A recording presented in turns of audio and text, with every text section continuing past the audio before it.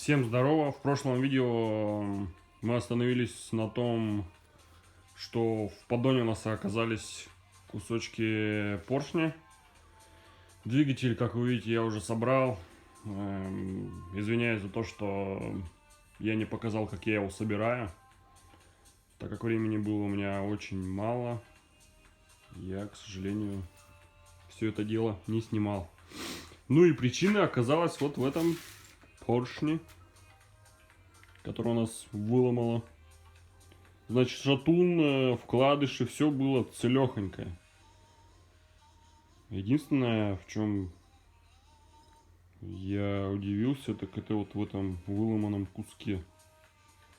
Я предполагаю, что это из-за перегрева. У меня был такой же двигатель в разобранном состоянии. Оттуда я снял поршень прям с кольцами, поставил его вместо этого поршня, собрал и завел. Сейчас покажу, как работает сейчас.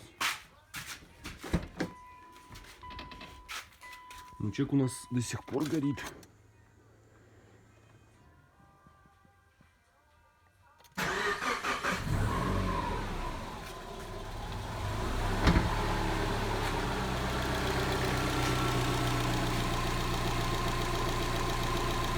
Теперь работает вроде бы ровно.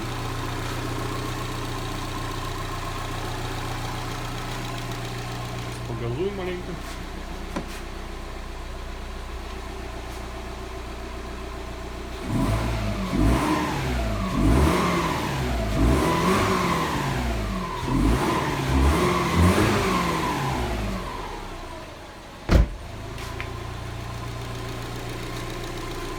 Как-то так.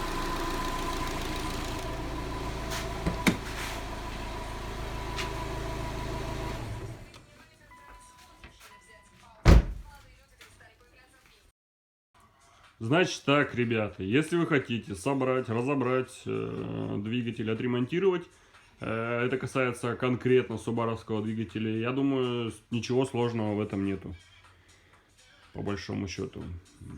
Да, есть какие-то моменты, на первый взгляд, которые кажутся сложноватые, но если разобраться, все можно аккуратно разобрать и аккуратно собрать. Главное, собирать не торопясь, проверять ГРМ метки, обязательно прокручивать двигатель перед тем, как его ставить, чтобы никакие клапана у нас там не встречались. Собирать, заводить. Вот, как-то так. Всем добра, всем пока.